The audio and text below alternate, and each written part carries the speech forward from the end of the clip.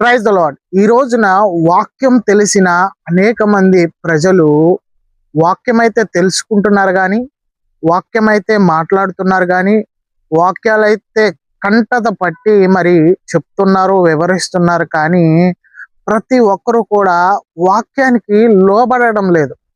ఇశ్రాయేలీయులు వాక్యము విని, దేవుని మాట విని దానికి లోబడక వారి తమ హృదయాలను కఠినపరుచుకొని పాపము చేస్తూ ఆ పాపములోనే బ్రతుకుతూ వచ్చారు.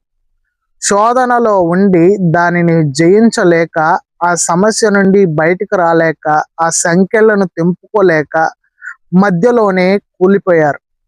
ప్రియ సహోదరి సహోదరులరా, ఆ దేవుడే ఈ రోజున మనము ఆరాధించే దేవుడు.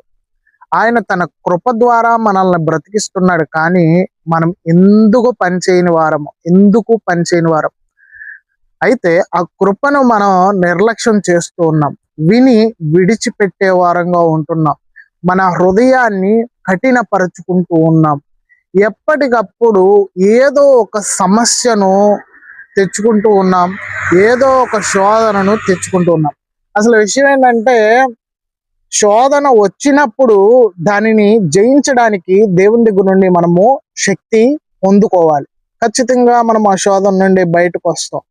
ఇక్కడ విషయం ఏంటంటే, అపవాదిని ఈ రోజున కావాలని ఆహ్వానిస్తున్నాం. యాకోబు భక్తుడు అంటాడు, వారు తమ స్వకీయమైన దురాశ చేత ఏడవబడి మరులు కొల్పబడి అని అంటాడు.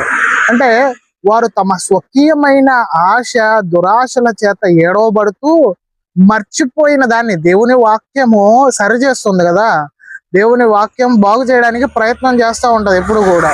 వాళ్ళు మర్చిపోతారు. కానీ లోపల ఉన్న దురాశ మర్చిపోయిన దాన్ని మళ్ళీ మళ్ళీ మళ్ళీ మళ్ళీ గుర్తు చేసుకుంటూ మళ్ళీ వెనుకన్న స్థితికే మనం వెళ్ళిపోయేలాగా మనల్ని మనం చేసుకుంటున్నాం.